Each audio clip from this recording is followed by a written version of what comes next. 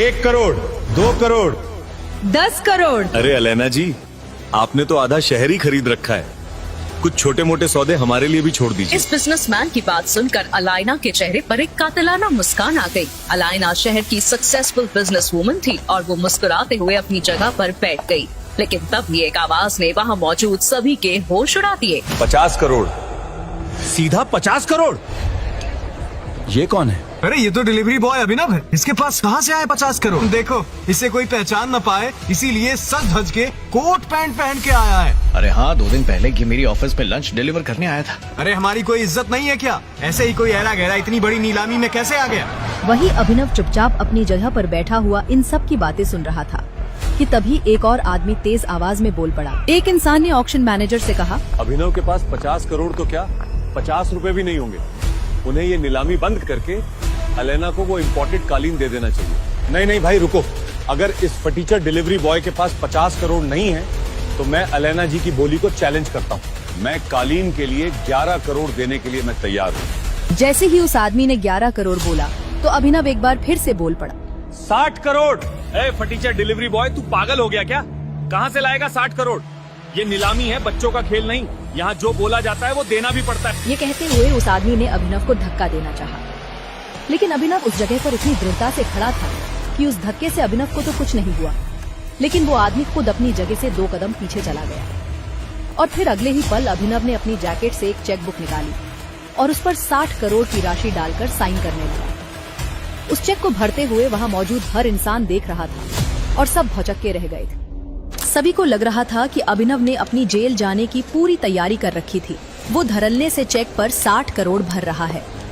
अभिनव ने चेक पर अमाउंट भरकर वहां मौजूद नीलामी करवा रहे बैंक के मैनेजर को दिया। एक बार को तो मैनेजर को भी यकीन नहीं हो रहा था कि आखिर 3 करोड़ की चीज को ये अभिनव जैसा डिलीवरी बॉय 60 करोड़ में कैसे खरीद रहा है और क्या सच में इसके अकाउंट में 60 करोड़ है भी या नहीं।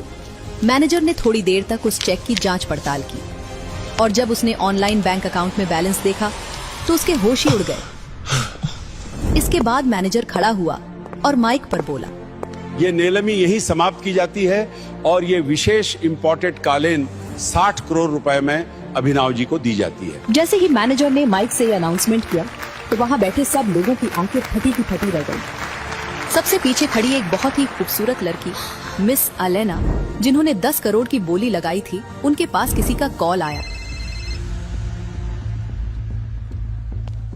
हेलो, वो इम्पोर्टेड कालीन आपको मिल गई?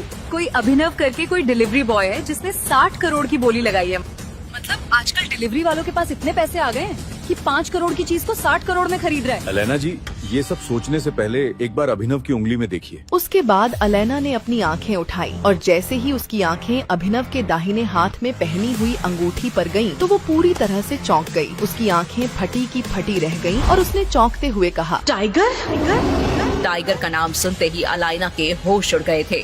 क्या है टाइगर नाम की सच्चाई? कैसे एक डिलीवरी बॉय के अकाउंट में आए 800 करोड़? क्या है अभिनव का राज? अगर वो इतना पावरफुल है तो क्यों रह रहा है दुनिया के सामने डिलीवरी बॉय बनकर? इन आगे के वीडियो देखने के लिए इस ऐप को डाउनलोड कीजिए, क्योंकि यह हर दिन नए नए शॉर्ट्स, ड्रामा और फिल्में आती रहती हैं। चलिए आपको बताती हूँ कि आप इस ऐप में कैसे बाकी का वीडियो देख सकते हैं। सबसे पहले इस ऐप को डाउनलोड कर लेना है YouTube के बायो या फिर कमेंट सेक्शन से। डाउनलोड करके इस ऐप को इंस्टॉल कर लेना है। इंस्टॉल करने के बाद इस ऐप को ओपन करना है। ओपन होने के बाद आपको वॉच बटन पर क्लिक करना है। अब आपको शॉर्ट्स मूवी बटन पर क्लिक करना है। अब आपको यहाँ पर बकी के सभी पार्ट्स दिख रहे हैं, तो अब आपको जो भी देखना है देख सकते हैं क्लिक करके। और याद रहे कि ऐप का लिंक बायो और कमेंट्स में दिया है।